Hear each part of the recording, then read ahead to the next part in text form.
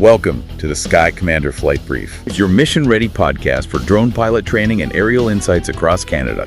From Transport Canada rules to real-world drone ops, we break it down, take you higher, and help you earn your wings. Because here at skycommander.ca, we don't just fly. It hints there's more to it.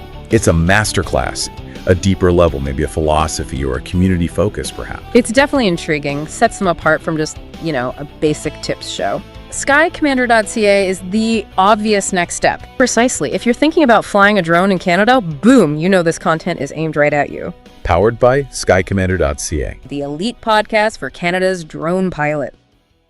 Okay, let's get started. Today, we're really cutting through the noise. We're focusing on that essential, absolutely non-negotiable stuff you need to know to operate safely up there. Yeah, it's critical. We're talking about that thin line, between a smooth flight and, potentially an accident report. Exactly. And often that line comes down to misunderstanding a timestamp on your weather display or maybe missing a regulatory line on a map.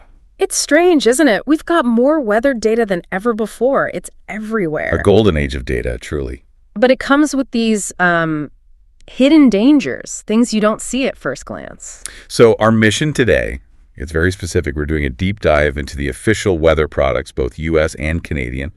We have to talk about radar technology, specifically that latency issue. It's still a factor in accidents, unfortunately. Still is. And then there are those regulatory walls, the temporary flight restrictions, or TFRs. We need to understand those cold. The goal here is to walk away with a single, repeatable workflow.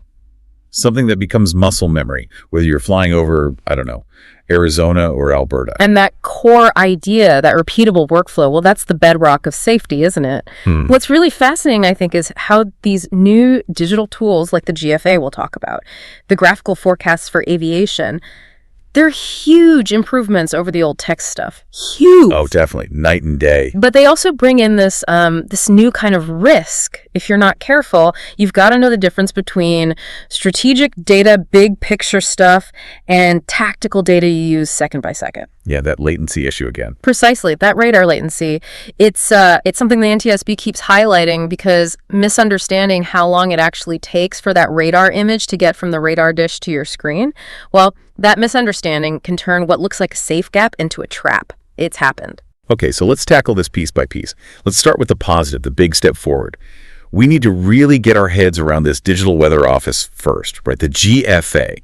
For anyone who, like me, spent years trying to decode those old, dense text area forecasts, the AAs. The GFA felt like stepping into the future.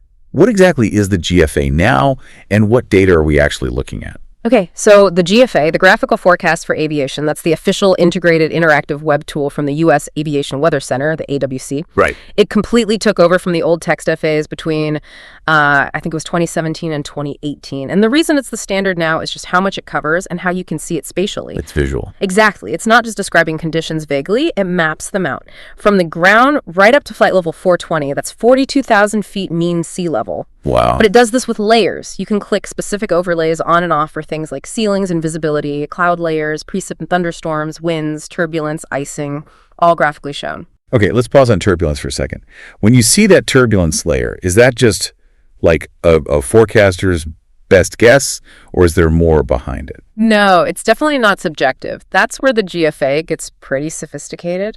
For hazards like turbulence, it pulls in data from specialized models. There's one called the GTG, the Graphical Turbulence Guidance Model. GTG, okay. Yeah, it's an advanced system. It looks at atmospheric stability, wind shear, a whole bunch of factors. So when you see those colored areas on the GFA map marked light, moderate, or severe turbulence, often tied to specific altitude blocks. Like moderate from 10,000 to 15,000 feet. Exactly that. That's based on model output. For you as a pilot, that's incredibly useful. You can see, okay, my route takes me right through that moderate chop between 10 and 15,000. Maybe I should plan to climb higher or maybe divert slightly to avoid it. It helps you make concrete decisions. That integration makes it super powerful. Yeah. And the interactivity you mentioned, especially the time controls. We joke about it being GFA time travel. Yeah. It really feels like that sometimes. There's that crucial time slider, usually right along the bottom of the map. People call it the time scrubber. And it lets you slide back in time up to 18 hours into the past. Great for seeing how things developed. Or for post-flight debrief. Right. And then you can slide it forward up to 18 hours into the future based on the forecast models. So a full 36-hour window. Exactly. Perfect for what we call launch to recover storyboarding. You can literally watch how the ceilings are expected to change or see where an outflow boundary might set up or when the winds are forecast to shift right across your planned mission time. It's dynamic. And you could switch the time labels between local and UTC. But for serious planning, Zulu time is still king, right? Absolutely essential. UTC, Zulu time, Z time, whatever you call it. It corresponds to that NATO phonetic Z, while the GFA is helpful letting you toggle to local time just to orient yourself. Yeah, makes sense sometimes. All your official documentation, your planning, your coordination with ATC, understanding TAFs and NOTAMs, that has to be in Zulu. It eliminates all the confusion about time zones, daylight saving. It's standard for a reason. Okay, so GFA gives us the big picture, but what about route-specific details, especially vertically? Is there a tool for that? Yes, and it's one of the GFA's most powerful features for flight planning. It's the cross-section tool. Cross-section tool, okay. Instead of just looking down on the map, you select the route icon. You punch in your flight path. You can use airport IDs, navades like VORs, fixes, just separate them with commas or periods. Got it. Like KABC, VOR1, KXYZ. Precisely. And the tool generates this vertical slice, like cutting a cake, showing the atmosphere along that specific line you entered. So you can see the layers right where you intend to fly. Exactly. You pick a variable you care about, maybe cloud bases and tops, or icing layers, or turbulence again, and the graphic shows altitude vertically and your route horizontally along the bottom. Your waypoints are marked too. That seems crucial for, say, VFR flight needing cloud clearance. It's perfect for that. You can see, okay, there's a solid cloud layer forecast at 6,000 feet MSL right over that middle section of my route. Can I maintain my required 500 feet below? You see it visually. And another neat thing, you can adjust the top altitude shown on the chart. If you're only flying up to 10,000 feet, you set that as the top, and it scales the vertical labels so they're more relevant to your flight. Makes sense. And you mentioned low-altitude operators. Is there something specific for them, maybe thinking in AGL? Yes, there is. There's a dedicated low-altitude view. You often get to it by clicking a little helicopter icon. It used to be called the HEMES tool for Helicopter Emergency Medical Services. Ah, okay. The key thing here is that it prioritizes showing heights in feet AGL above ground level instead of MSL, means sea level. This is super important for anyone flying low, especially over hilly or mountainous terrain, because your clearance above the ground is what matters, and relying on MSL can lead to errors if the ground elevation changes a lot. Right, that AGL versus MSL trap. Okay, GFA is great for the big picture and the route, but we still need those pinpoint forecasts for takeoff and landing, don't we? That brings us to TFs. Terminal area forecasts, yeah, essential. The GFA might show a front approaching the area, but the TF for your destination airport tells you precisely when the models predict it will hit that specific point and what conditions to expect. They're hyperlocal, like within 5 miles of the airport. Exactly. 5 statute miles from the airport reference point. That's the validity area. Now, for a professional user, reading a TAF isn't just about the wind and visibility numbers, it's about mastering the change groups. Okay, let's talk impact. What's the real difference operationally between seeing an FM group versus a tempo group in a TAF? Oh, it's a huge difference in how you plan. FM, which stands for from, marks a permanent, decisive change. Think of it like a curtain falling on the old weather and rising on a completely new scene. When you see FM followed by a time, the weather conditions listed after that time completely replace whatever came before. It's usually a significant shift front passed, wind swung around, ceiling dropped. A whole new weather regime has started. Your previous plan might be invalid. So FM means potentially replanning the whole arrival or departure. It could, yeah. Now, contrast that with tempo for temporary. As the name implies, this means short-lived fluctuations. The definition is specific. Tempo conditions are expected to last less than an hour each time they occur, and overall, they should cover less than half of the time period specified in the tempo group. So brief swings, not a permanent change. Exactly. Think of it like brief showers passing through or fog rolling in and lifting for short periods. If your destination TAF has a tempo group for visibility below your landing minimums. You need extra fuel for holding. Precisely. You plan for the possibility of holding, or maybe a quick diversion if you arrive during one of those tempo periods. But you also anticipate that the primary, better conditions are likely to return within the hour. With FM, you don't expect the old conditions back. You plan for the new sustained weather. Okay, FM is the new reality. Tempo is volatility. What about the probability groups? PO30 or PO40? Those always feel a bit tricky. Low confidence, but potentially high impact. They are tricky, and you've hit the nail on the head. POB30 or PO40 means the forecasters have relatively low confidence, 30% or 40% chance that the specified nasty weather will actually happen. So you might be tempted to discount it. Exactly, but you shouldn't, especially if the condition mentioned is severe. Think about risk management. If there's a PO40 for thunderstorms right around your arrival time, or for visibility to dropping to near zero, Even a 40% chance of that is too high to ignore. way too high. Operationally, seeing a PR WOO group for conditions below your minimums absolutely demands that you plan for it. You need a solid alternate airport lined up, one with a high confidence forecast for good weather. You brief the approach for the alternate, you carry the fuel. You essentially have to assume that low probability, high impact event will happen and have a plan ready. The cost of being caught out is just too great. That's disciplined planning. Okay, one more forecasting tool to touch on. We need to talk about the models that give us that near-term storm intelligence. Right. We should definitely mention the HRRR model. That's HRRRR, the high resolution rapid refresh model. Rapid refresh. Sounds useful. It is, especially for short-term, localized, fast-developing stuff. The HRR has a very fine resolution, about 3 kilometers, and critically, it's updated hourly, and it assimilates recent radar data. So it sees the storms that are already forming. Yes. That 3-kilometer resolution means it's good at predicting things like where new thunderstorms might pop up, the timing of sea breezes, or, very importantly, where thunderstorm outflow boundaries might spread. Those outflows can cause sudden wind shifts and turbulence far from the storm itself. The HRR gives you a heads up on those mesoscale features. Good for anticipating the unexpected twists. Yeah. And we also need to remember the shift away from text products for certain hazards. Yes, that's a key procedural change. The old traditional text airmets for the continental U.S., the ones for icing, turbulence, mountain obscuration, those were officially retired in January 2025. So no more text airmets for those things. Nope. You now must rely on the graphical versions, the G airmets, which you find right there on the GFA. Is that better or worse? Honestly, I think it's better. Those old text airmets described huge areas very generally. It was hard to tell exactly where the boundaries were or what altitudes were affected. The G airmet graphics show you precisely. You can see the polygon outlining the forecast moderate icing area, and it will specify the affected altitude layer, say, from 8,000 to 14,000 feet. Much clearer for planning. Makes sense. Better visualization. Okay, that shift to graphics, especially graphical radar, leads us perfectly into the next topic.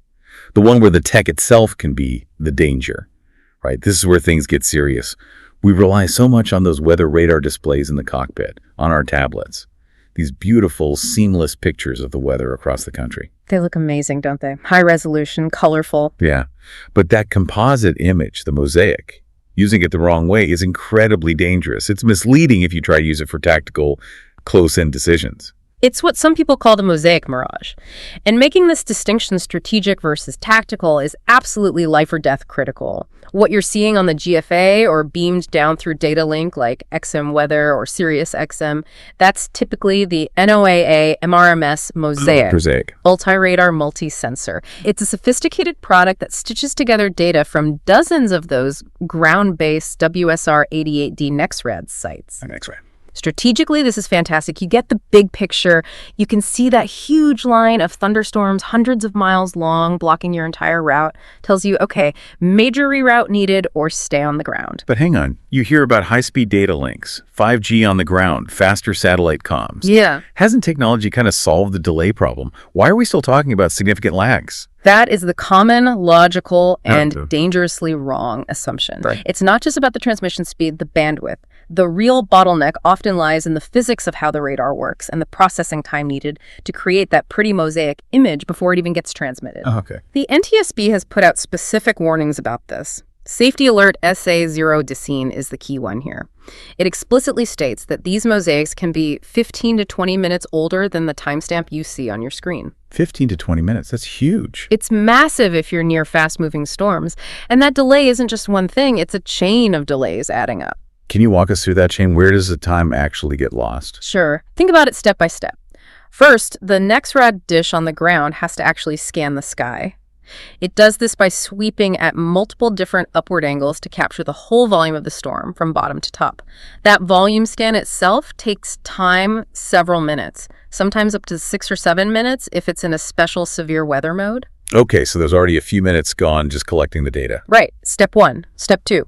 The ground station computer has to take all that raw radar echo data, gigabytes of it, and process it into a usable image format for that specific radar site. More time. Processing time. Makes sense. Step 3. That processed image from one radar site then has to be sent to a central NOAA facility. There, it gets stitched together and mosaicked with the images from all the other surrounding radar sites to create that seamless national or regional picture. More processing, more time. Okay, scanning, processing locally, transmitting, mosaicing centrally. Exactly. And only then, after all that, is the final composite image uplinked to the satellite or pushed out over the internet to eventually reach your cockpit display or your app. So that little age tag on my screen that says, like, data 1 min old. That's really misleading, isn't it? It's incredibly misleading. It typically only reflects the time since that final composite image left the provider's distribution point, like the satellite uplink center. It completely hides the cumulative time lag from the actual radar scan on the ground through all the processing steps, which leads to the absolute ironclad non-negotiable rule for every single pilot using this stuff. You never, ever use mosaic radar tactically to try and weave through gaps between thunderstorm cells. Don't tread the needle. Never. Because that gap you see, it might have closed up 15 minutes ago. The radar is showing you history. It's telling you where the storm was. It is purely strategic information, not tactical guidance. There's a tragic case study that really hammers this point home, isn't there? The 2011 accident near Bryan, Texas, with the Piper Cherokee 6. Yes, that NTSB investigation is required reading, I think, for anyone using data link weather. It's a chilling illustration of exactly this danger. Let's spend a moment on the scenario. What happened there? Okay. It involved a private pilot. He was instrument rated, flying his family, wife, brother, 2 young children on an IFR flight plan. They were heading towards Waco, Texas in the evening. And the weather wasn't marginal. It was serious. It was very serious. There was a massive, fast-moving line of thunderstorms moving across their path. Convective SIGMETs were active, warning about this line. Severe embedded storms, tops reported way up high, above 45,000 feet. The line itself was moving east at about 45 knots. 45 knots. That's over 50 miles per hour ground speed for the storm line. Yeah, really booking it. Now, the pilot had XM satellite weather in the cockpit. ATC controllers were providing guidance, warning him about the intensity of the line directly ahead. But he pressed on. He did.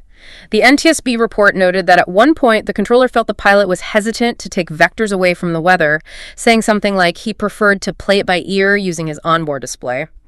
That's a red flag right there when dealing with weather moving that fast. Play it by ear with a 45-knot storm and potential 15-minute data lag. That's a recipe for disaster. It was. The NTSB analysis determined that the weather displayed on the pilot's XM unit was, in reality, about 8 minutes old by the time he was making his final maneuvering decisions near the storm line. 8 minutes. Not even the full 15 or 20, but still significant at 45 knots. Hugely significant. At 45 knots in 8 minutes, that storm line would have moved forward about 6 nautical miles. 6 miles, so the gap he might have been aiming for on his screen was likely 6 miles further east or had closed entirely. He was looking at an 8-minute-old picture. He probably thought he was skirting the edge of the heavy precipitation, the red echoes on his screen. But he was actually flying right into it. He flew directly into the core. His visual confirmation from that outdated radar image gave him a false sense of security. The last communication was just after 9:40 p.m. The controller had again emphasized the severity right in front of him.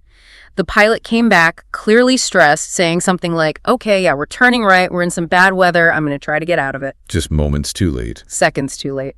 The aircraft encountered extreme aerodynamic loads inside the storm core, far exceeding what the airframe was designed for. And the result was catastrophic failure. Yes. The NTSB found evidence of in-flight structural failure. Specifically, the left wing spar failed, and the wing separated from the aircraft in flight. Tragically, all 5 people on board were lost. Just devastating.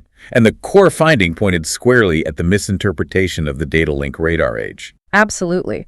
The NTSB concluded the pilot's decisions were directly influenced by the misleading appearance of near real-time data, which crucially concealed that 8-minute processing and transmission delay. And the lesson isn't just avoid the red bits, is it? It's about the whole area around the storm, too. That's a critical point. People often focus only on the heavy precipitation shown in red or magenta on the display.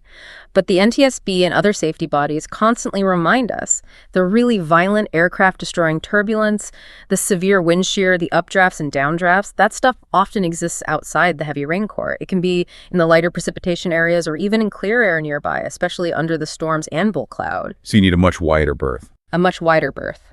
The rule of thumb derived from cases like this: if storms are moving faster than, say, 15 or 20 knots, and especially if they have high tops indicating strong updrafts, like over 30,000 feet, you need a buffer zone measured in tens of miles, not just a few miles. That buffer has to account for the storm's movement during that maximum potential 15-20-minute data lag. You have to steer around the entire system, not just the painted colors. A truly sobering reminder. It really underscores that being tech-savvy isn't just knowing how to use the tools, but knowing their fundamental limitations. Knowing when the data isn't telling you the whole current truth. Okay, so we've talked about the dynamic hazard of weather. Now let's shift to the regulatory hazards. Those invisible fences in the sky that can pop up with little warning. Temporary flight restrictions, TFRs, we get those through NOTAMs, right? Notices to Airmen. That's right. TFRs are communicated via NOTAMs, and the FAA imposes them for various reasons. Safety is a big one, like around wildfires or accident sites. National security is another, like protecting VIP movements. Even privacy comes into it, like for big events. And violating one, even by accident. No. It's a big deal. Serious consequences. Very serious. License suspension, fines. You don't want to bust a TFR. Okay, let's talk about the one that probably catches out GA pilots and drone operators most often. The stadium TFR.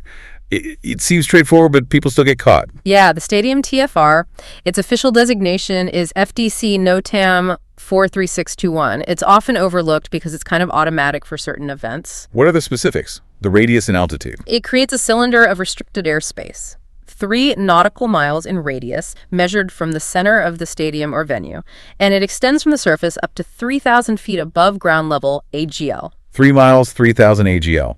What kind of events trigger it? It applies to regular or postseason Major League Baseball games, NFL games, NCAA Division I football games, and also major motorsport speedway events like NASCAR Cup races. Okay, MLB, NFL, NCAA Div I football, major speedways. And the timing is key, right? It's not just during the game. That's what catches people. It becomes active precisely 1 hour before the scheduled start time of the event, and it remains active until 1 hour after the event actually ends. So if the game goes into overtime and ends late. The TFR stays active for a full hour after that late finish. You can't just assume it ends when the game was supposed to end.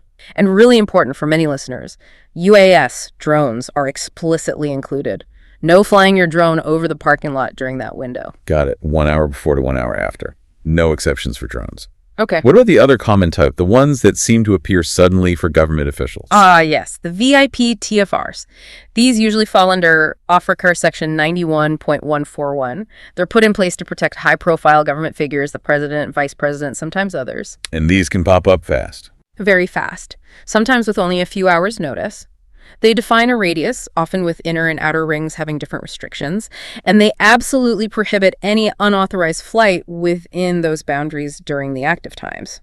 If your planned flight area falls inside one, you're grounded unless you have very specific, prearranged clearance from the Secret Service or a controlling agency. Good luck getting that on short notice. Basically, check NOTAMs religiously before every flight, especially if operating near urban areas or potential VIP travel routes. Every single time. Now, you mentioned NOTAM's notices to airmen. There was a little terminology shuffle recently, wasn't there? Oh, right. They changed the name and then changed it back. Sort of, yeah. For a while, the FAA tried changing the term to Notice to Air Missions to be more inclusive, but it caused some confusion, and in February 2025, they officially switched it back to the classic Notice to Airmen. So we're back to NOTAM, meaning Notice to Airmen. Good to know for documentation. Yep. Just a procedural point, but keeps things consistent. Also, related to TFRs and drones, there was an update to the FAA order that governs this stuff. Order 7930.2U, Change 1, came out in August 2025. What did that change add? It added more specific language about using TFRs for UAS operations around large public gatherings, things that might not fit the standard stadium TFR definition, but still warrant airspace restrictions for safety or security. Just reflects the growing use of drones. Okay, so the rules evolve, Yeah. which really emphasizes the next point. Where do you get the official information? Apps are great, but they aren't the final word, are they? Absolutely not. Apps are fantastic tools. They visualize TFRs. They pull NOTAMs. great for situational awareness and initial checks, but they are secondary sources. They rely on pulling data from the FAA. And sometimes they lag or misinterpret the data. It can happen. The pilot's legal responsibility, the thing you have to be able to prove you did, is check the primary official sources. That means going to tfr.aaa.gov for the graphical and textual TFR data and using the official NOTAM search tool on the FAA website to get the raw text NOTAMs for your route and time. Check, document, and comply with the official source. Got it. That's the mantra. Now, what about getting permission to fly in controlled airspace, especially for drone ops? We have digital systems for that now, too. We do. In the U.S., for Part 107 drone operations, the main system is LAANC. That's Low Altitude Authorization and Notification Capability. LAANC. Heard of it. How does it work? You use an FAA-approved LAANC provider app on your phone or web browser. You request authorization to fly within controlled airspace grids, up to the approved altitude shown on the FAA facility maps. For many locations, you can get near real-time automatic approval. The instant approval. That's handy. Often, yes. It also integrates NOTAM and TFR information, alerting you if your requested area is NIPRID. It's streamlined things immensely. Okay, that's the U.S. What about our neighbors to the north? How do you get drone authorization in Canada? In Canada, the system is different. The only official way to request authorization for drone flights in controlled airspace from NV Canada is through their system called NAVDrone. NAVDrone. Is it similar to LANC, web and mobile? Yes, it's available as both a web portal and a mobile app. It serves the same function. You submit your request, NE Canada reviews it, which might be automated or manual depending on the complexity, and you get your authorization status through the app. It also shows geofenced areas and relevant restrictions. Okay, LANC in the U.S. and NAVDrone in Canada. But there's a catch, right? Even if the app gives you the green light. The fundamental rule doesn't change. Whether you're using LANC or NAVDrone, getting that airspace authorization does not relieve you, the pilot in command, of the responsibility to independently check for TFRs and textual NOTAMs yourself using the official government sources. The app helps, but the final check is still on you. Always. The authorization is for airspace access. It doesn't guarantee the airspace is free of other restrictions, like a pop-up TFR or a wildfire notice in Canada, which we need to talk about. Right.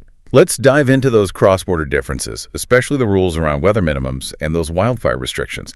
Okay, flying across the 49th parallel, things change. Let's start with basic weather minimums for VFR flight, especially relevant for drones.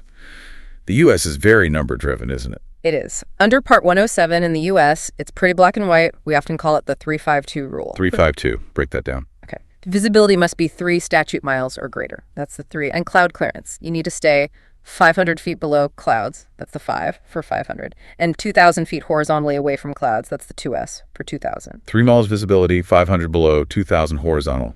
Strict numbers. How does Canada approach it under their Part 9X rules for RPS, remotely piloted aircraft systems? Canada's focus is fundamentally different. The regulations, specifically CR 5901.34, center on maintaining visual line of sight, VLOS, with your drone at all times. So it's less about specific numbers and more about, can I actually see the drone? Pretty much. You are required to operate only when the weather conditions allow you to maintain continuous VLOS. And there's an explicit prohibition. You cannot fly into or through cloud or fog. Period. It doesn't matter if you were 500 feet below it a second ago. If you lose sight in cloud, you violated the rule. So it demands constant visual assessment of the environment, not just meeting predefined numbers. Exactly. It's a more subjective, but perhaps more operationally direct requirement. But in practice, do professional operators sometimes bridge that gap? Maybe use the U.S. numbers even when flying in Canada? Absolutely. This is a great example of good safety management system, SMS practices in action. Many professional Canadian drone operators voluntarily adopt the U.S. 352 rule as their own internal company minimum, especially when visibility isn't perfect. Why do that if the regs only require VLOS? It provides a more conservative, objective buffer. Think about days with smoke or haze. Technically, you might still have VLOS, but just barely. Adopting the 3-mile visibility and the cloud clearance rules gives you a stronger safety margin against suddenly losing sight if conditions worsen slightly. It's just good airmanship. Makes sense. Build in your own buffers. Okay, now for the really big regulatory difference, the one that catches U.S. pilots out near the border, Canadian wildfire restrictions. Yes, this is the wildfire airspace delta. It's covered under CAR 601.15, and it's critically different from the U.S. system. You absolutely must know this if operating anywhere near fire activity in Canada. What's the core difference? In Canada, the airspace around a forest fire becomes restricted automatically by regulation. Automatically, meaning Navy Canada doesn't have to issue a specific NOTAM first. Correct. The moment a forest fire is known to exist, the restriction is legally in effect. A NOTAM might be issued later, perhaps to define the area more precisely or change the dimensions, but the basic restriction applies immediately whether a NOTAM exists or not. Wow. Okay, what is the automatic restriction? What are the dimensions? The rule states you may not operate an aircraft manned or unmanned within 5 nautical miles of the boundary of a forest fire area and below 3,000 feet AGL over that area. 5 miles radius, below 3,000 AGL. Wait. Unless you're specifically authorized. Right. Unless you're part of the official firefighting effort, or perhaps accredited media operating under strict coordination with the fire authorities. For regular civilian ops, it's a no-go zone. Why did Canada go with this automatic regulation-based restriction instead of relying on TFRs like the U.S.? It likely stems from the nature of wildfires in Canada, often vast, remote, fast-moving. Getting accurate TFR NOTAMs published quickly for every single fire, especially in the sparsely populated north, would be incredibly challenging. This regulation provides an immediate blanket safety zone. Primarily to protect firefighting aircraft. Exactly. Water bombers, helicopters dropping crews, spotter planes, they operate very low, fast, and often in smoky, reduced visibility conditions within that 5 nm 3000 AGL zone. The last thing they need is unexpected traffic. This rule keeps civilian aircraft clear. Okay, so that's a huge contrast to the U.S., where you technically need that TFR NOTAM published before the restriction is enforceable. What's the practical takeaway for pilots operating near fires, regardless of which side of the border they're on? The takeaway mindset should be, treat all fires as if the Canadian rule applies. Even in the U.S., if you see smoke or know there's a wildfire nearby, adopt that 5 nm 3000 AGL buffer as your personal minimum, even before the official TFR gets published. Be proactive, don't wait for the paperwork. Exactly. Assume the airspace is restricted and stay well clear. It keeps you safe, keeps you out of the way of emergency responders, and prevents you from accidentally busting a TFR that might pop up any minute. Excellent point. Okay, we've covered a lot. GFA, radar, TFRs, cross-border rules. Let's try to pull it all together. Can we synthesize this into that single, reliable pre-flight workflow you mentioned earlier? Yes, let's build that muscle memory. The goal is a consistent 5-step process. The only things that really change are the specific websites or apps you use for steps 4 and 5, depending on the country. Okay, step 1. Step 1, GFA check. Start with the big picture. Go to the official graphical forecast, the AWC GFA for the US, or the Canadian equivalent from the CFPS. Look at the current observations in the forecast layers. Pay close attention to ceilings, viz, pre-sea, winds, but also icing and turbulence layers. And crucially, use that time slider. Scrub it through your entire planned mission window from launch to recovery to see how things are expected to change. Got it. GFA time scrub. Step 2. Step 2, radar sanity check. Look at the mosaic radar display, whether on the GFA or your data link. Immediately note the age stamp, but mentally add 15-20 minutes to it. Commit to using it only strategically. Is there a huge area of weather I need to avoid entirely? Never tactically can I slip through that gap. Remember the latency. If you're near the border, it's smart to look at both the Canadian ECCC radar and the US NOAA MRMS to see if the trends match up. Strategic only. Note the age. Step 3. Step 3, TFs. Get the latest terminal area forecast for your departure, destination, and at least one alternate airport. Don't just glance at them. Read them carefully. Circle or highlight any FM groups, permanent change, tempo groups, temporary fluctuations, or POB groups, low probability, high impact. Think through the operational impact of each one. What does it mean for fuel, alternates, timing? Analyze the TF change groups. Step 4. Step 4, restrictions check. This is where the portals differ slightly. In the U.S., you must check tfr.faa.gov and the official NOTAM search for textual NOTAMs covering your route, altitude, and time. In Canada, you check the geozones and NOTAMs within an EVI drone, and you must specifically confirm you're clear of any potential CAR 601.15 wildfire restrictions, remembering they might not have a NOTAM. Official sources for TFRs and NOTAMs, plus the wildfire rule in Canada. Okay, final step. Step 5, authorization. If you need clearance to operate in controlled airspace, common for drones, get it and document it. Use LANC in US, use NAV drone in Canada. This final step confirms you have permission for the airspace after confirming the weather is acceptable and the airspace is free of restrictions. Check GFA, check radar strategically, check TFs, check restrictions, official authorization. That seems like a solid, repeatable flow. It covers the bases. Weather, hazards, regulations, permission. Do it the same way every time, and it becomes second nature. That disciplined approach, that really is the key to staying informed and ultimately staying safe out there. Hashtag check that, Alaishi. Which we've definitely gone deep today. From understanding the power and the layers within the GFA to facing that hard truth about mosaic radar latency, and then navigating the complexities of TFRs and the subtle but crucial differences in regulations between the US and Canada. Really mastering these sources, knowing your TF change groups, using that GFA time slider effectively, always checking the official TSR text, understanding NTSB Safety Alert SA0 Limseen. That's not just best practice, it's fundamental to operating professionally and safely. It really is. And if there's one thing, just one piece from today that absolutely has to stick with you and change how you think in the cockpit or at the control station, it's that finding from the 2011 accident. The 8-minute delay. That 8-minute delay, hidden by the H tag, was enough to be fatal because the pilot used historical data for a tactical decision. Now, put that in perspective. Think about the cutting-edge weather tech we have now, like the GUA-SR satellites with their geostationary lightning mapper, the GLM. Right, detecting lightning flashes almost instantly. Exactly. That system is designed specifically to give forecasters maybe 5, 10, 15 minutes of extra lead time on rapidly intensifying severe storms. We're investing billions to gain precious minutes of warning. So if minutes of advance warning are that valuable... You absolutely cannot afford to rely on radar data that might be 15 or 20 minutes old. Precisely. It completely negates the value of those advanced warnings.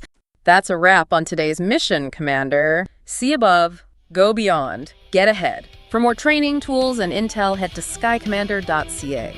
If you learned something new, share it, subscribe, and leave us a 5-star debrief.